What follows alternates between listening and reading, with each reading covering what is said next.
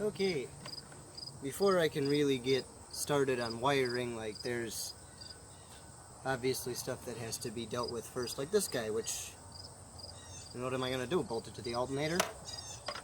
Ideally I would just delete it, just cut this whole bracket off, but I haven't decided if I'm just going to arbitrarily do that and let him scream at me for cutting his car up.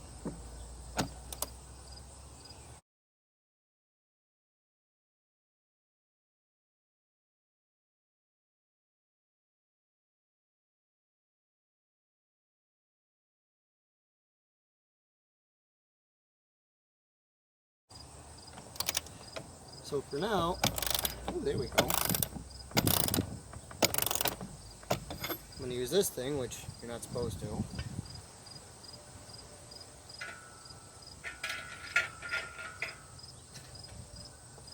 Is what is colloquially, whatever. What they call it amongst mechanics generally is a cheater bar. You're cheating your ratchet to try and get more strength out of it. It's not really safe because the bar can fail or the ratchet can fail, and then you're slamming whatever into whatever you're slamming it into, and that can be very painful. You can almost but not quite fit where you're meant to, but it gives you no engine flex, and it's not supposed to move much, but it will move some. And obviously I can't just leave this up here smashed into the snout of the supercharger, which you can't see from there.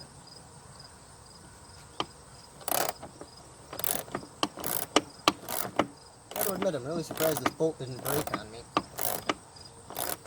They seem to be quite good at that.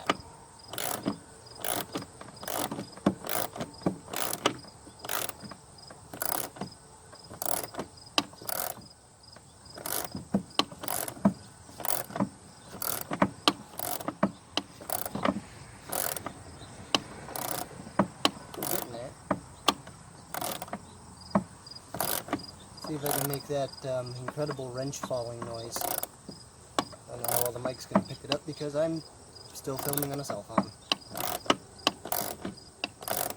Not going to go to the effort and buy a camera that I would never actually use because cell phone's what's in my pocket, so that's what gets filmed on. That, and I already have one of those, you know. Let's see, should be right about there.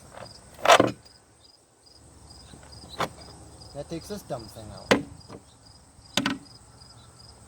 But I'll show you here instead of picking up my wrench like I should.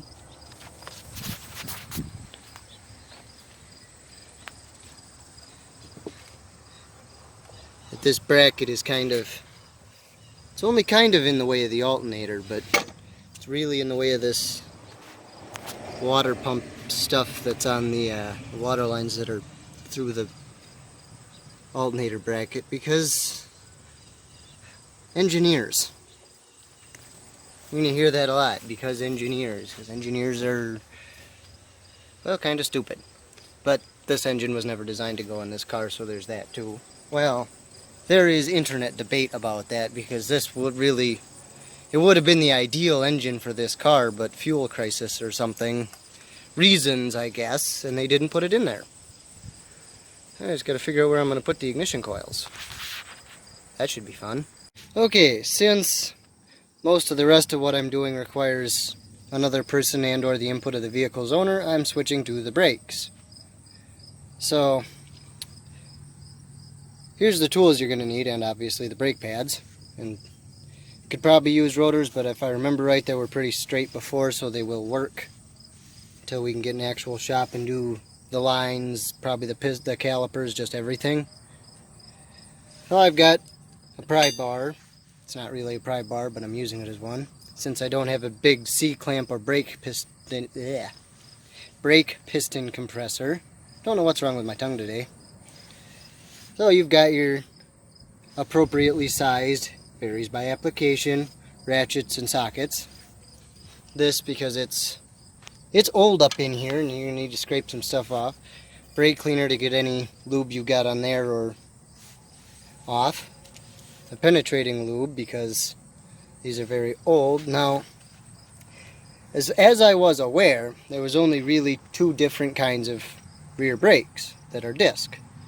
There's a nice type, which is it's a disc, and inside this part there's a small drum brake for the parking brake.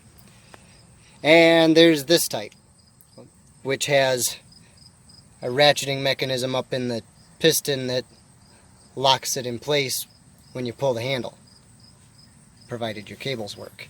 This is slightly different. This has a lock nut on the back side for some screwy reason that apparently I have to loosen and then just clamp it all the way open before I can get the pads in. Ordinarily it would be something like a tool that's something like this, some variant of it that would go in here and you put a ratchet on it and you turn it open. If you have something that has this sort of mechanism of any kind, don't just try and force it, because that's either gonna not work, which is the best scenario, which is the good scenario outcome, and the bad scenario outcome is you wreck your caliper and you have to buy a new one. So let's get started. Yeah, I'm hoping that's in the same place-ish, so it's continuous. Has continuity? Continuitatis. I don't know. Again, I do this. I'm not a professional vlogger, which I don't know if that's, that should even be a profession, really.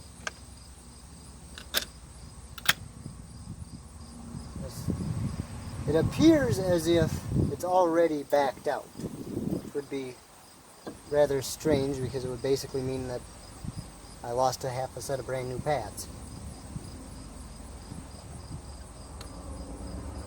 But we shall see.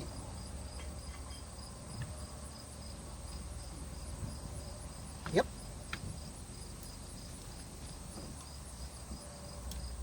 It looks like, oh, don't do that. Looks like it will fit, if just barely.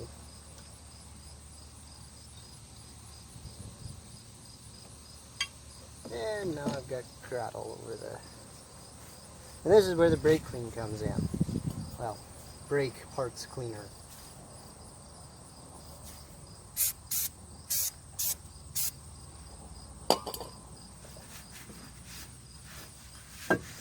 All the grease and steel bits and similarly priced crap that I've got all over there has just come off.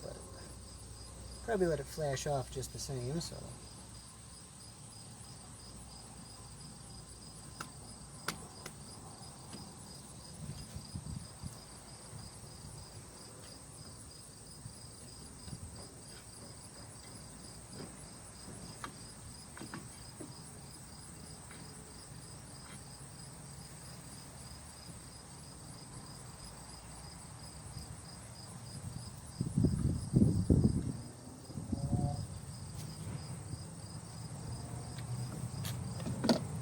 Then again, maybe not.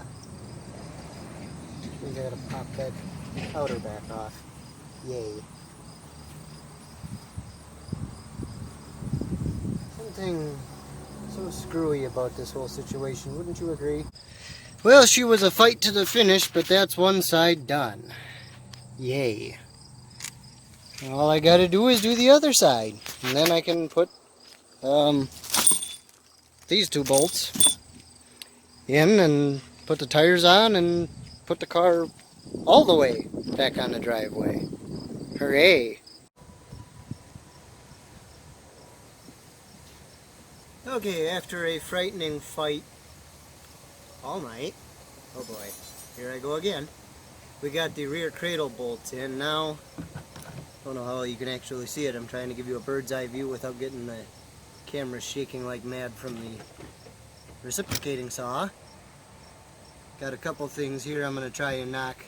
This mount, and this is actually, there's a funny, I'll show you when I've cut it out, kind of a funny little frame piece that was just for mounting the wishbone that I took off yesterday.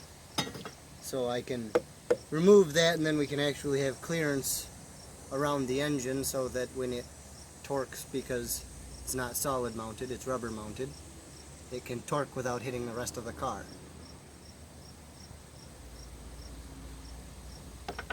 Wish me luck in insane amounts, I guess. Okay.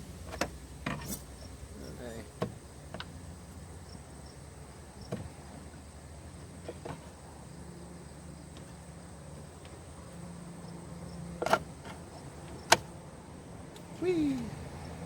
That was plastic, it's not going to be that easy. Because, I mean, don't we all wish, right?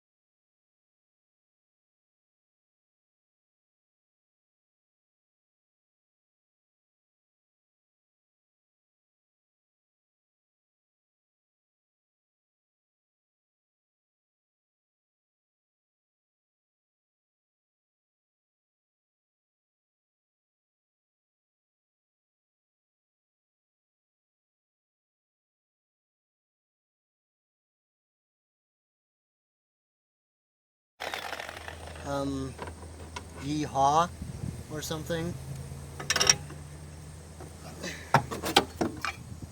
Ta-da! That looks like crap, but that's one of those, it looks terrible, but it's better than you were expecting, so what you gonna do? Quick, in my last couple of minutes of memory to film. Now we've got space for all this crap, and I can set the alternator back where it belongs and it won't hit all this stuff. And there you go. That is remarkably close. Oof.